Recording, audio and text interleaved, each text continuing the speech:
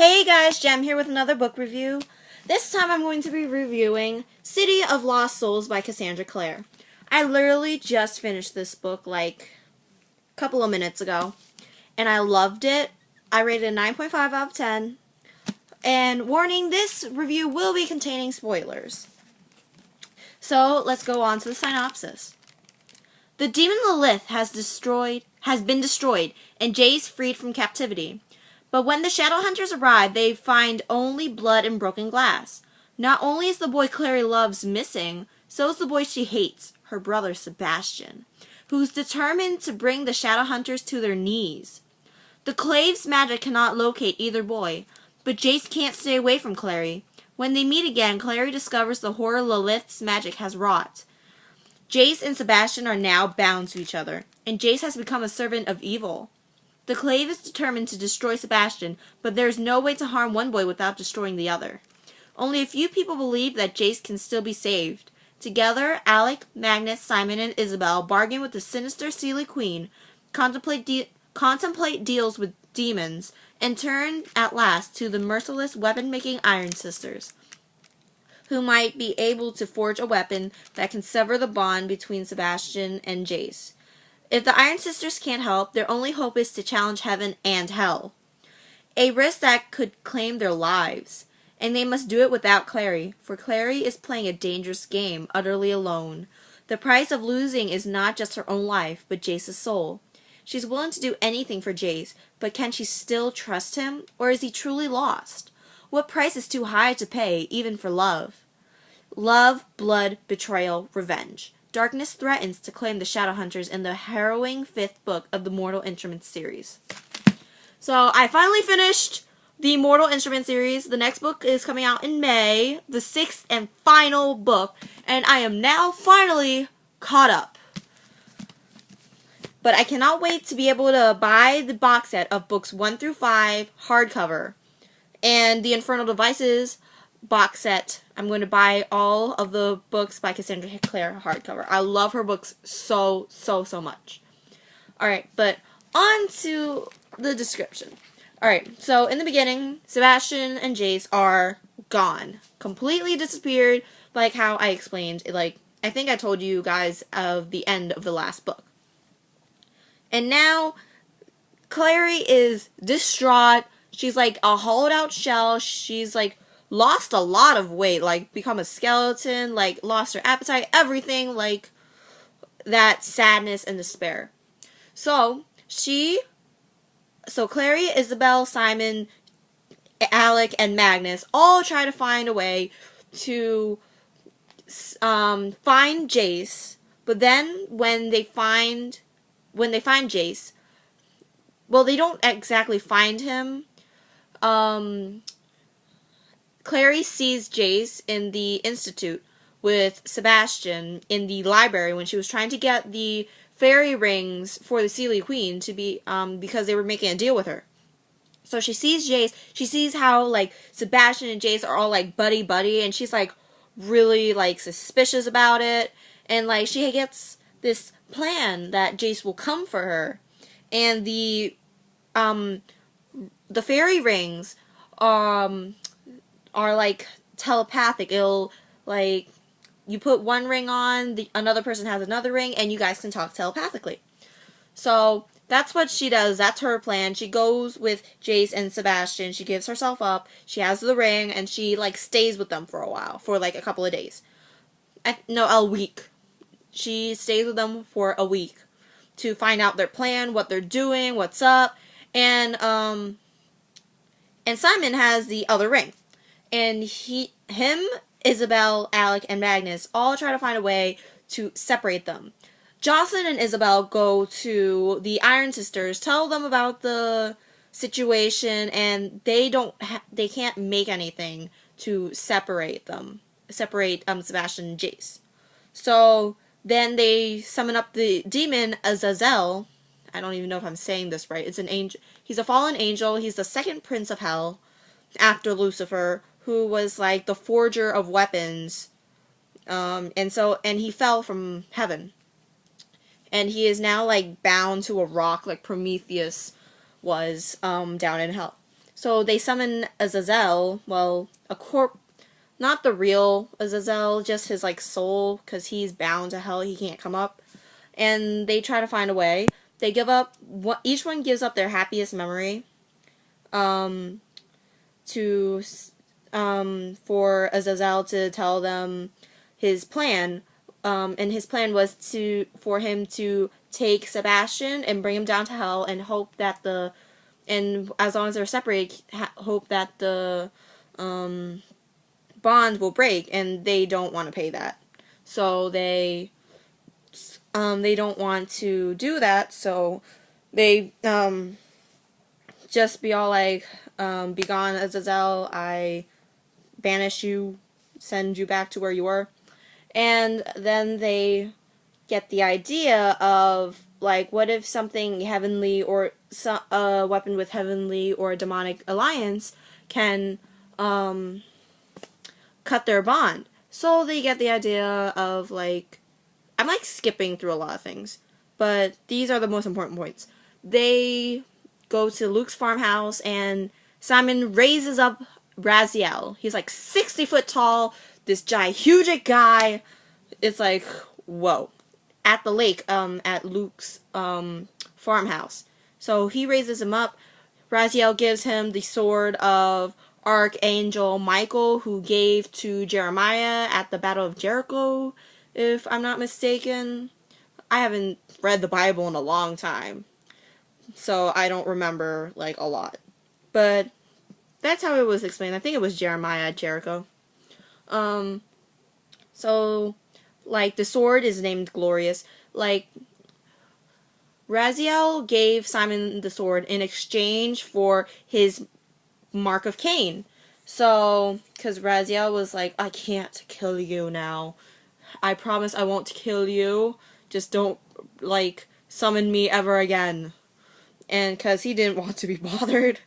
So, Simon gets the sword, gets his mark of Cain taken away. The sword is named Glorious. And, Raziel calls him a servant of good, or was it heavenly? A servant of the heavens, something like that. And then there's this big battle in the end.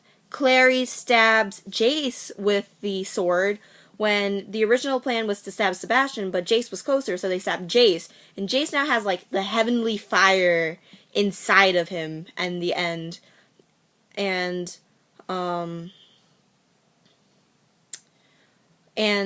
in the end, like, there are angel wings, like, that was severed from an angel, angelic ichor on the floor of the Institute that Maurice found, and there's a letter signed, Jonathan Christopher Morgenstern, and it says, hold up, let me go back to the last page. It says, Erchomai, or it's Erchomai. It's ancient Greek, and it means, I am coming. So that's the main points that happen. Now on to the relationships, because all of you love the relationships. So much teenage angst and drama. I was bawling my eyes out. Like, I was really honestly crying because of this book. It's like, oh my god, Cassie, why did you write this? There were parts that made me throw the book at the wall, made me slap some people over the heads with the book. I cried a river.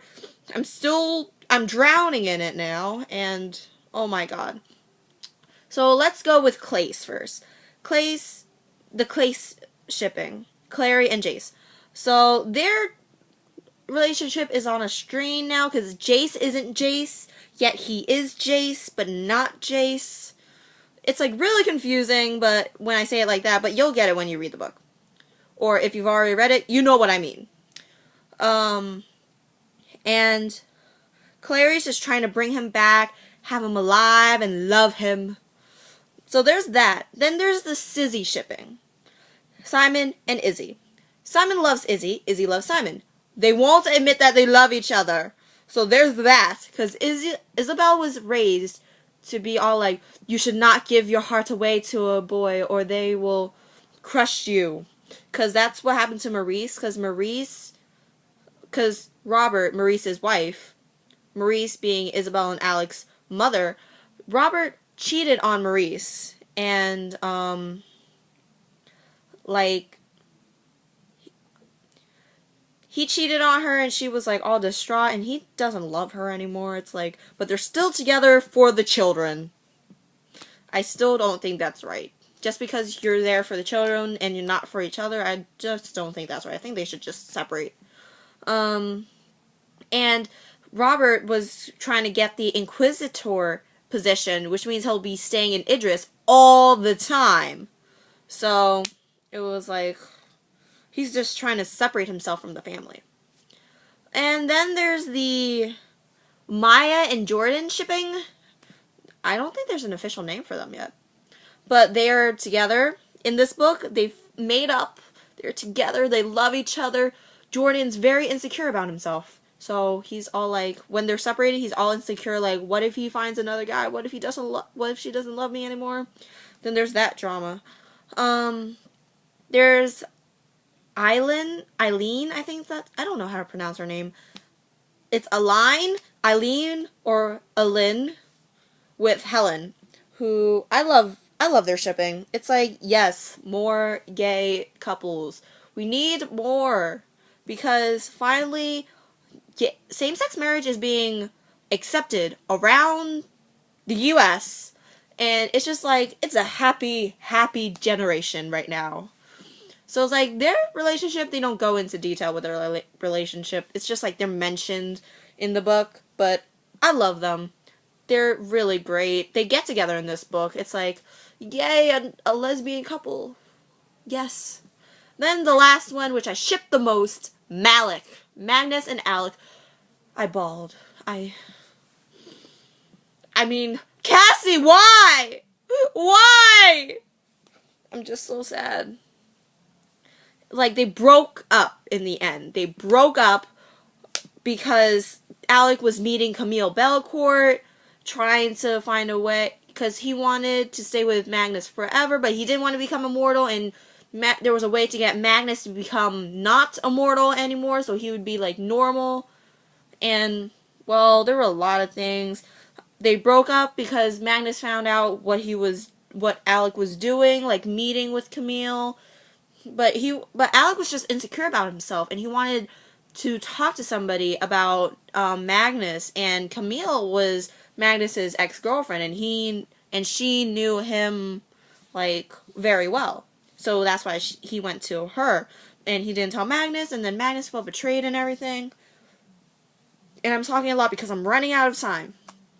But that's that. I rate this, and they broke up in the end, and I'm sad, and I want them to be together in the next book. Okay, but I rate this book a 9.5 out of 10, again. And the next book I'm reading is, hold up, Divergent. I started reading it already. I'm not that much in. I'm only on chapter 2, like legit the beginning of chapter 2. And I borrowed this from a friend. I'm trying to read it before the movie comes out.